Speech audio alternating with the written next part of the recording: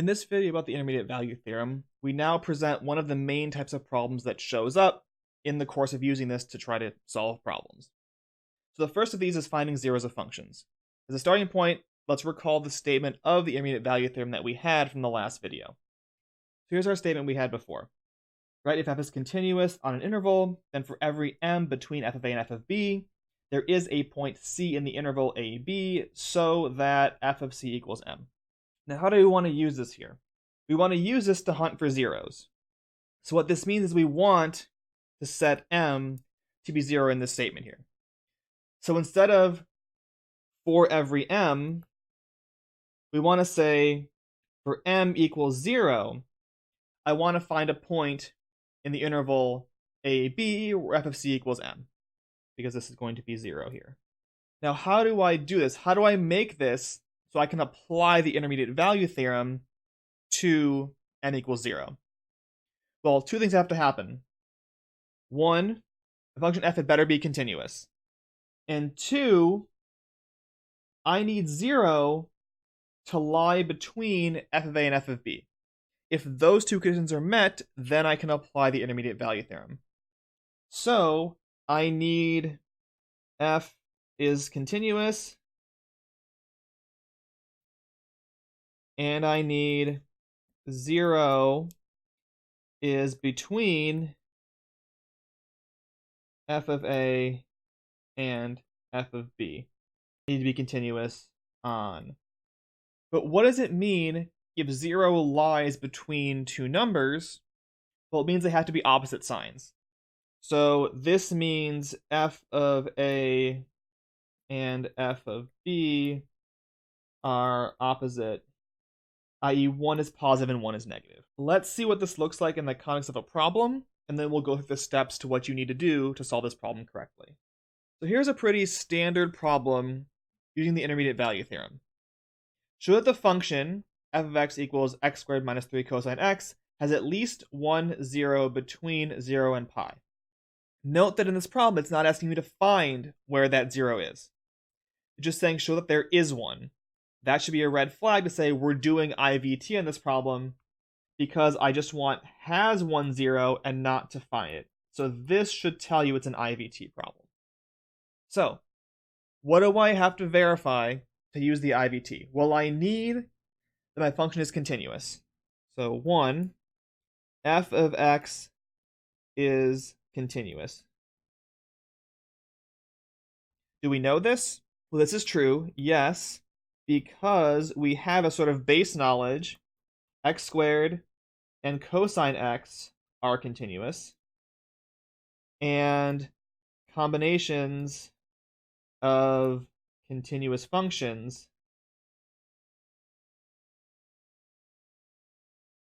are continuous. This comes from our sort of continuity laws that came up in section 2.4 of the book. So because I have that x squared and cosine x are both continuous, and I have a linear combination, I'm adding and subtracting them, multiplying by constants, f is still continuous. So we're good on that part. Now I need to check my endpoints. I want to know that I have 2 points where one of them is positive and one of them is negative. We're given 2 points right in the problem statement, 0 and pi. So it's a good shot, just plug those in and see what happens. So f of 0 is what? That's 0 squared minus 3 times cosine of 0, which is 0 minus 3, which is negative 3. Okay, fine. Let's plug in pi and see what happens. F of pi is pi squared minus 3 cosine of pi. Cosine of pi is minus 1, so that's pi squared plus 3, which I know is positive. So then we can sort of write our final statement for this problem. Since f is continuous on 0 pi, f of 0 is negative, f of pi is positive, there must, by IVT, be a point C between 0 and pi so that f of c equals 0, and we're done. So that is how a problem like this will generally be structured. You're given a function and an interval, and you're said, okay, show that this function has at least one zero or one root on this interval. So you check, is it continuous? That should be sort of an easy part. You should just state that it is continuous. So make sure you state that in these problems. State the base functions that are continuous, you're adding things together, so it's still continuous. Then you check your endpoints and see if they have opposite signs. If they do, you're in luck, great, you're done. What if they don't have opposite signs? If these should have been the same sign, what do you have to do? Well, the IVT doesn't say that there's a zero in between. You have to plug in some more points in the middle to hopefully find one where you have an opposite sign, so you can use that to figure out your solution. So what are the key points in this problem? I just said them, but I will write them here. Verify that f is continuous. You must do this. You have to at least say something in there about the function being continuous. Otherwise, you lose points in this problem for sure. Step 2 is find 2 points where f has opposite signs. Start by checking endpoints.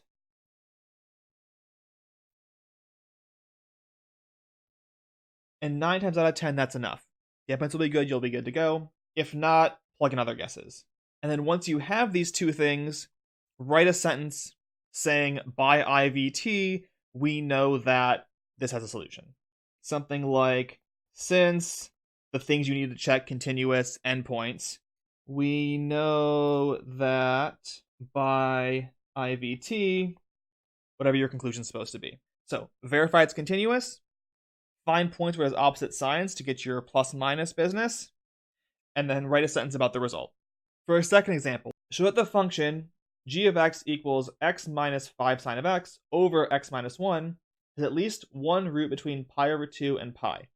You need to realize here, this function is not continuous everywhere. However, it is continuous between pi over 2 and pi. It has an issue at x equals 1, but pi over 2 is bigger than 1. Since it is a quotient of continuous functions where the denominator is not 0, g is continuous on pi over 2 to pi. It would not be continuous across 1, but it's continuous on this interval because this interval does not contain 1. Now we check our endpoints. F of pi over 2 is what? It's going to be pi over 2 minus sine 5 sine of pi over 2 over pi over 2 minus 1. Sine of pi over 2 is 1. This is pi over 2 minus 5 over pi over 2 minus 1. That's negative because pi over 2 is less than 5. Then f of pi is pi minus 5 sine of pi over pi minus 1. Sine of pi is 0. Pi over pi minus 1. This is positive. So we have one negative value, one positive value. We're in good shape. Thus, by IVT, we have that there is a point C between pi over 2 and pi, so that g of c equals 0. I just noticed I wrote the entire problem using f's, not g's. That's entirely fine. Just go back and change those because you want to use the right letters. But the idea is the same no matter what letter you're using. That's our result. Again, and the process should be the same as this for pretty much every problem you want to solve of this type.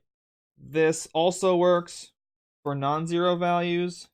For instance, if I wanted to do f of x is x squared minus 3 cosine x, show there is a value c between 0 and 10 so that f of c equals 4.